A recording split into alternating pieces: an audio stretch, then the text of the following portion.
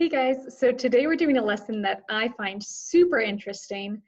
So when it comes to molecule shapes, usually we draw them like flat, so they just look like they're two-dimensional, but molecules actually float around and exist in 3D space. So today we're going to be looking at what their 3D shape actually is. Okay, so this lesson is all about molecule shapes. We're going to be going over the rules for VSEPR theory, which is the theory of how molecules arrange themselves in 3D space. We're going to go over the different factors that affect bond angles, which is just like how molecules are like bonded to one another, or like the angles that they bond to one another. The most important part of all of this is being able to identify molecule shapes. So if I give you the name or formula for a molecule, you have to be able to draw it, picture it in 3D space, and name the shape that it is. So when we draw molecular compounds, again, normally we draw them two-dimensionally. They actually exist as 3D shapes. Stereochemistry is the study of the 3D spatial configuration of the molecules and how it affects reactions. VSEPR theory stands for valence shell electron pair repulsion. It's essentially the theory that we use to predict the shapes of molecules. And it's based on the electrical repulsion of the electrons in bonds or the unpaired or paired unbonded electrons. So essentially electrons are negative, just like if you had two negative ends of a battery and you tried to put them together, they would repel each other. Bonds, like single bonds, for example, would repel one another because they both contain negative electrons. The shape is determined by the type, number, and the direction of the bonds. So the first rule of VSEPR theory is that only the valence electrons of the central atom actually affect molecule shape. So it doesn't matter what the valence electrons of all of the other atoms are doing, just the central one is important. The valence electrons can either be in lone pairs, so just like two dots, or as a bonded pair, which we represent with a line. Valence electron pairs will repel one another, so whether we're talking about bonded pairs or lone pairs, they're going to repel one another. And the shape is determined by the position of the electron pairs when they're as far apart as possible. It is also important to note that a bonded pair of electrons takes up less space than an unbonded pair. The bond angles can be affected by the type of electron pairs. So again, unbonded or lone pairs of electrons take up more space than bonded ones. They tend to push bonds further away from themselves. Double and triple bonds will also take up more space than just a single bond. Okay, and there's also something in VSEPR theory called the expanded octet. So in grade 10, for example, we told you about the octet rule, which is essentially saying that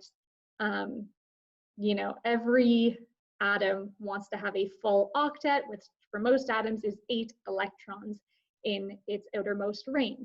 We also have told you that when you're creating bonds, you can only bond an atom to a lone electron, not to paired electrons. Well, the expanded octet goes against that rule, so the expanded octet is kind of the exception to the rule. Expanded octets are essentially when you take two paired electrons and you separate them and bond them each to a different atom, or to the same atom, but you bond them each to something. So for example, if you look at this phosphorus here, this is what a normal phosphorus would look like. It would have 3 bonds and then a pair of electrons. If you expand the octet, you're essentially taking each of these 2 electrons up at the top of the phosphorus and bonding something to each of them. So you get what looks like this expanded octet here, where you have 1, 2, 3, and then 4, 5 chlorines. Okay, we'll come back to the expanded octet. So now we're going to go through all of the different shapes for molecules that you need to know. So the first is a linear shape. Linear shapes will have no unbonded electrons around the central atom, and the central atom will be bonded to something else. So let's see. That would look like essentially, here, let me draw this out. You could have just like hydrogen bonded to a chlorine. That would be linear. So would, let's say,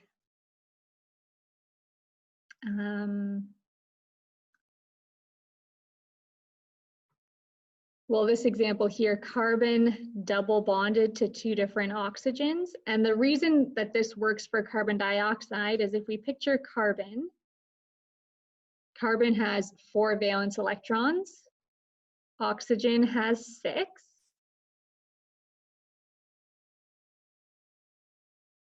I know that I put the carbon in the middle because it has the most bonding sites. It has 4, oxygen only has 2. And then when I sausage this, making sure that all of my lone electrons end up in a sausage, I end up with a double bond between my oxygen and carbon, and then a double bond between the other oxygen and the carbon. And so I end up with this shape. As you can see, my central atom is bonded to something else, and most importantly, the central atom has no unbonded electrons. So there's no extra dots around my central atom. That's what makes these linear. Trigonal planar also has no unbonded electrons. The central atom is bonded to 3 others. So that would essentially look like something like this. It would be completely flat. So you would have your central atom, which is this yellow one here. It's bonded to 3 other atoms. And the central atom, so the yellow one in this case, would have no other electrons around the central one. So the example in the PowerPoint here is boron attached to 3 fluorines. You could also have, this would be an expanded octet, but you could have something like sulfur trioxide, which would look like that. As you can see, my central atom is bonded to 3 other things, and there is no unbonded electrons around that. Again, sulfur trioxide, if I were to kind of show you the entire sausaging process. I'm going to put the sulfur in the middle because there's only one of them and there's 3 oxygens. And I'm going to start by making sure that my lone electrons on the sulfur are bonded to lone electrons on the oxygen. And then I'm going to realize I have 2 more oxygens that need to connect to this sulfur. I can't just connect them to each other because that would just be oxygen and sulfur monoxide. This is sulfur trioxide. So what I'm going to have to do is expand the octet of my sulfur. So I'm going to take these electrons and bond them separately to those 2 electrons. And then I'm going to do the same to sulfur's other pair. And so I end up with a double bond between sulfur and each oxygen. That's how we get sulfur trioxide. And then angular, also called bent or V-shaped, it also contains a central atom bonded to 2 other things, similar to our linear shape that we see up here. However, the difference with angular or bent is that the central atom has at least 1 pair of unbonded electrons. So the example at the bottom here is water, where we start with oxygen, which looks like that, and we bond each of these to a hydrogen. You could also have something like HNO,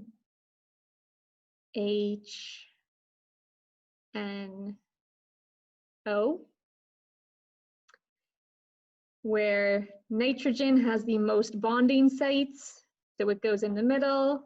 I have my oxygen and my hydrogen. I'm going to make sure that every lone electron ends up in a sausage.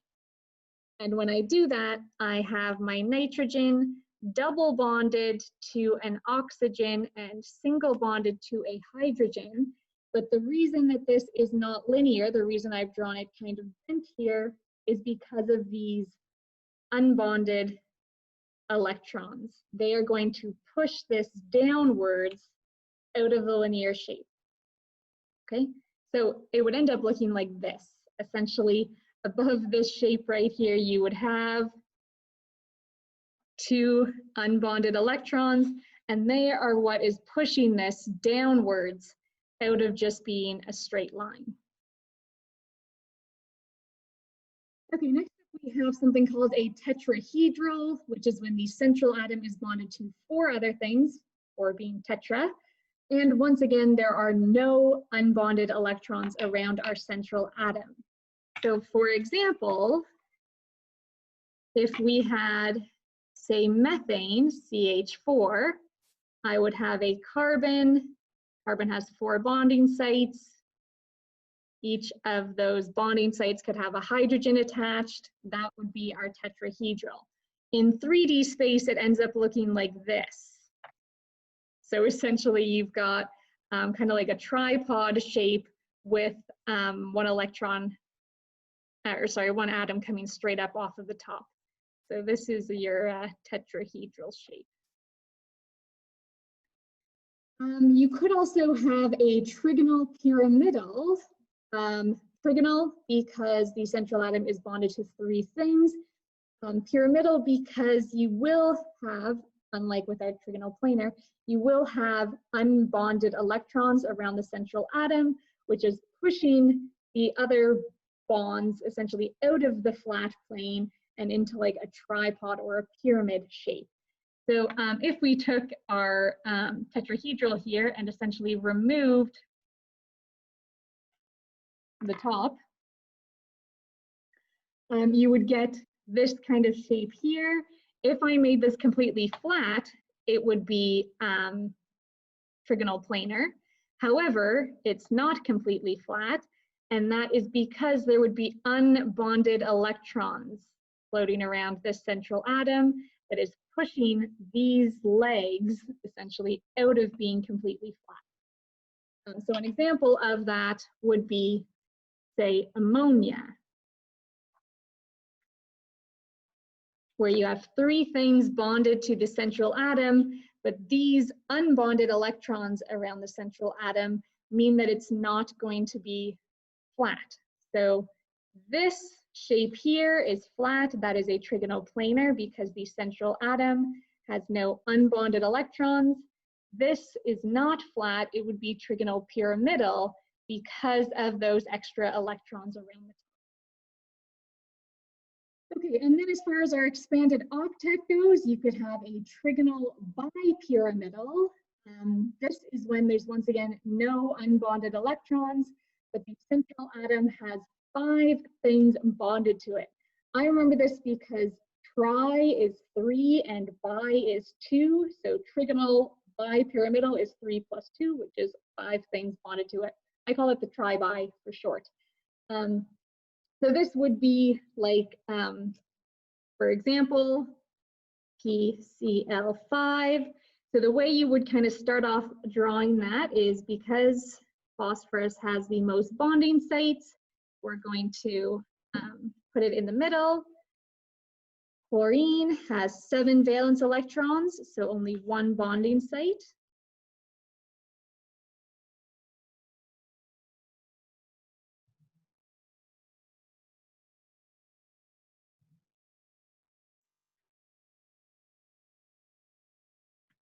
Okay, so I've drawn them all around. And then I would start by just making sure that all of my lone electrons are in a bond. So I might put those guys together, and those guys, and those guys. And then I realize I still have 2 more chlorines that I have to connect to this phosphorus. So what I'm going to have to do is take the lone electrons from the chlorine and connect them to the 2 bond or unbonded electrons at the top of the phosphorus, like so. And then when I spread these out all equally around my phosphorus, it just ends up looking like that. That is my trigonal bipyramidal. Essentially what this would look like is this shape here. So you would have like 3 bonds coming off the central atom in like a triangular shape, and then 1 coming off the top and 1 coming off the bottom. So. And then we have something called a seesaw, which is similar to the tetrahedral in that it has 4 things bonded to it. So to go back up to our tetrahedral here, it's going to have 4 things bonded to it like the tetrahedral, but unlike the tetrahedral, it's going to have at least 1 pair of unbonded electrons. So the example we have here is SF4, but it could be like SH4, which I'm going to do just so I don't have to draw as many dots. So we'd put our sulfur in the middle because it has 2 bonding sites. Hydrogen only has 1 bonding site, so not as many. Then I make sure that my lone electrons on the sulfur get bonded first. And then I realize I still have 2 hydrogens that also need to bond to this sulfur, so I'm going to pick either pair of electrons on the sulfur and split them up into 2 separate bonds. Make sure when you do this that you don't take, say, 1 electron from this pair and 1 electron from this pair. When you expand your octet, you have to take both electrons from a pair that you're splitting and bonding to. So anyway, this is what we would end up with. It would look like so. Like that. So yeah, essentially what we would end up with is something like this. Okay, this would be like kind of a straight line across the top here. So this is a tetrahedral shape. If we have unbonded pairs of electrons at the top here, like we do with the sulfur, that would push these 2 downwards into a straight line, and then with 2 little legs. So it's called a seesaw because it kind of looks like a seesaw. These are like the little legs of the seesaw, and these are like the seats of the seesaw. Okay, so flat legs. And then lastly, we have something called the octahedral, which has no unbonded pairs of electrons, but the central atom is bonded to 6 other things. So the example here is SF6. Again, just for simplicity's sake, so I don't have to draw as many dots, I'm going to do SH6. So I still have my sulfur, which has 2 bonding sites, 6 valence electrons. How many is that? 1, 2, 3, 4, 5, 6. Okay. Again, start by making sure that my lone electrons are paired up. And then next I'm going to separate these 2 electrons. And then when I still have more hydrogens, I'll separate the last pair of electrons. And I'll realize that my sulfur is, of course, bonded to 6 different hydrogens. Like so. What that would look like, I actually don't know if I can really show you very well here. I don't have any of these molecular models that are actually for expanded octets. It would look kind of like this. Oh, yeah, that's hard to see. Essentially what it would look like is if you took like a square planar, so a square that's flat, and then, oopsies, stuck something straight out of the top and straight out of the bottom. So what's happening here, if you can kind of picture it, these 4 are like flat on a plane, and then this is sticking straight at the top and straight at the bottom. Okay, so like a flat square, one thing at the top, one at the bottom. It's called an octahedral. So yeah, you do need to memorize the names of all of those different shapes, and on a test or quiz, you're probably not going to be given a picture. You're probably going to be given either a name or a formula, and then from that name or formula, you will have to either on paper or mentally draw out what the shape is and then name the shape, okay? So make sure you know the difference between something that has an unbonded pair and a non-unbonded pair. Also, I am going to be giving you guys worksheets about this stuff. If you come across something that you're just like, I don't think we have a shape for this, let me know, but that could very well be true. We have not gone over all of the shapes. There are things called like square planars, for example. So yeah, just so you know, these are not all of the shapes. They're just the only shapes you have to know for Chem 20. Also, you might come across ions. So I'll just briefly go over how that works. So for example, let's say I had SH5, oopsies, I'm not even showing you anything, SH5 with a little minus sign like that. That little minus sign tells you that the central atom has an extra electron. So for example, when I draw my sulfur, normally I would draw it like this with its 6 valence electrons. That little minus sign means that I have to put an extra electron in beside one of the lone electrons. And then from there, I'm going to draw out, oh, how did I do that in red? I'm going to draw out my 5 hydrogens.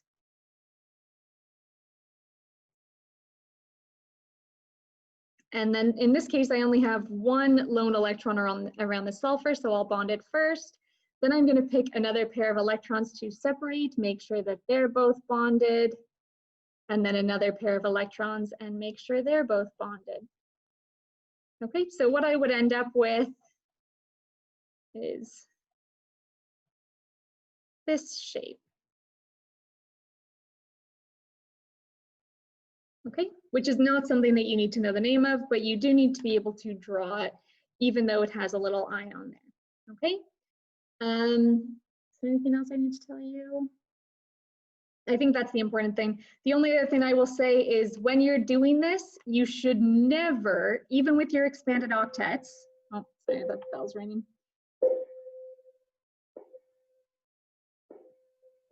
So even with your expanded octets, you should never end up around your central atom or any of your atoms. You should never ever end up with a lone electron. So you can have electrons in pairs, you can have electrons in bonds, you cannot have an electron by itself. So watch out for that. If you end up with an electron by yourself, you have done something wrong. Go back and try again.